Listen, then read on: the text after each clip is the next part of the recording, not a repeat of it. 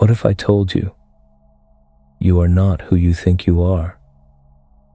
The person you see in the mirror, the name you answer to, the story you tell yourself every day, it's not false, but it's not the full truth either. It's just one version, one character, one mask, one face of your infinite self. And once you understand this, really feel it, everything changes. You stop playing small. You stop being a prisoner to your past. You stop fearing what's ahead, because you realize the you that's worrying, struggling, trying so hard to fit into the world is only a tiny drop of the ocean you truly are.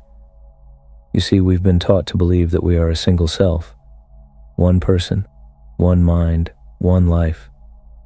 Born here, die there, that's it.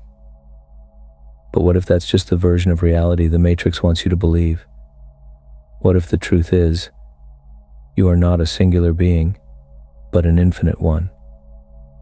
You are consciousness having an experience, not a body with a soul, but a soul with a temporary costume. You're not the actor, you're the director, the screenwriter, the whole production team, temporarily playing a role. And like an actor, you get lost in the role. You believe you are the character. You forget you're the one behind it all. Ancient traditions knew this. The Hindus called it the Atman, your true self, which is not separate from Brahman, the source of everything. In Zen, they say, show me the face you had before your parents were born. In Kabbalah, the soul descends through layers of illusion, forgetting itself to rediscover its light. Modern science is catching up too. Consciousness isn't local. It doesn't live in your brain. That's just the receiver. The field of awareness, the one that sees, thinks, dreams, imagines, that's not in your head. Your head is in it. This is what thinkers like Alan Watts, Rupert Spira, and even quantum physicists like David Bohm have been trying to explain, that what we call the self is not a point, but a field. Imagine a disco ball. From far away, it looks like one shiny globe, but up close, it's made of thousands of tiny mirrors. Each one reflects a slightly different version of the room. That's you. That's me. That's everyone. Each of us is one mirror, reflecting the universe from a unique angle. But the light hitting all of us, that's the same. That's the infinite self we all share. So when I say, you are just one face of your infinite self, I don't mean you're small. I mean you're much, much bigger than you've been led to believe. You are a multi-dimensional being.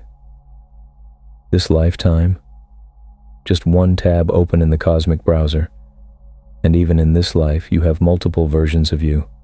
Past you, future you, ideal you, shadow you, and they all exist simultaneously, influencing each other like parallel tracks on the same song. Ever had déjà vu?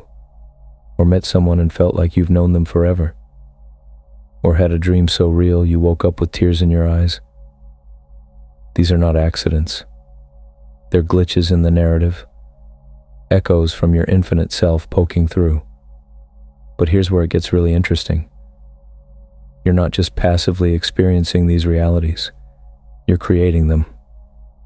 With every belief you accept, every story you tell yourself, every emotion you dwell in, you're shaping the version of yourself that shows up in the world. The character you're playing isn't locked in, it's fluid, and you can switch versions consciously. Let me give you an example. Ever felt like you were stuck in a rut? Same habits, same problems, same reactions? That's not just laziness. That's you staying tuned to one frequency, one face of your infinite self. But the moment you decide, truly decide, to act differently, to respond with love instead of fear, to risk something instead of play safe, you're not just making a choice. You're stepping into a different version of you. That's not metaphor. That's physics. In quantum theory, every possibility exists as a wave until it collapses into a particle. until you observe it.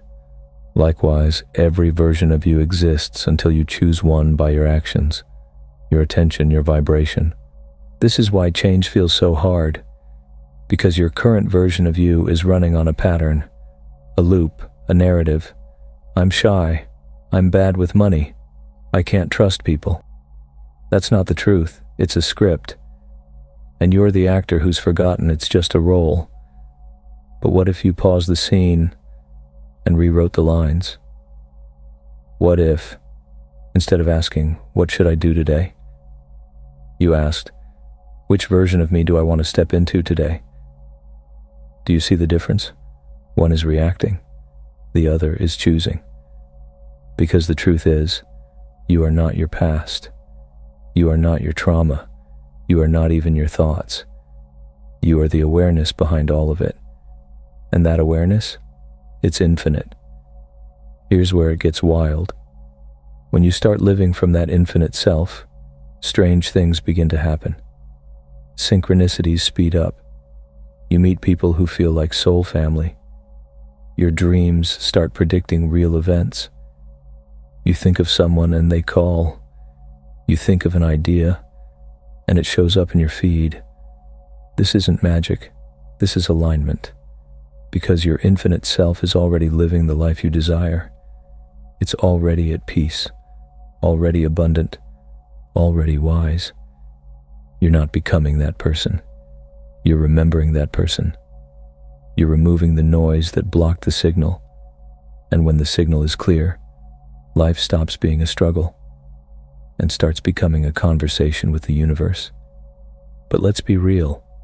This isn't always easy. Most of us are surrounded by people who forgot who they are. Systems designed to keep us asleep. Media that numbs our intuition. Workplaces that reward burnout over presence. It's like living in a dream within a dream and trying to remember that you're dreaming. But even there, you have power. Start by noticing.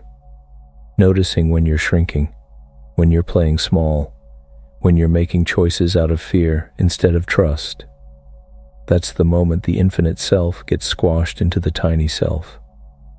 But if you catch it, just notice it, you create space. And in that space you can choose again. Sometimes all it takes is a question, a single question that flips your reality, like, what would the highest version of me do right now? What would I choose if I wasn't afraid? Who am I beneath all these roles I play? Ask and listen. Not with your head, with your being. You're not lost. You're layered. You're not broken, you're remembering. And even the pain, the heartbreaks, the failures, the dark nights, those weren't detours.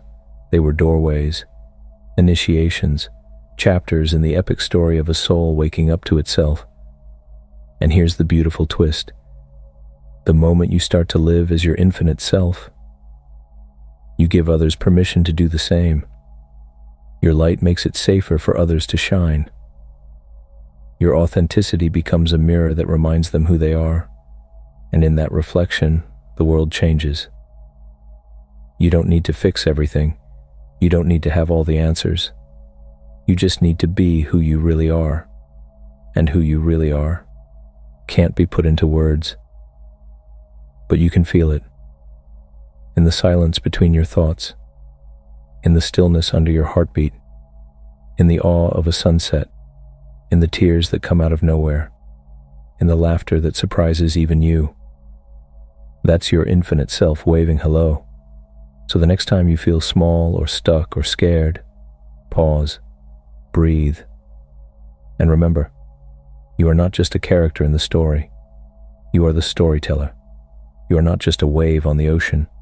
You are the whole damn sea. And the face you see today, it's just one expression of the vast, eternal being you've always been. You don't need to become more. You need to remember more.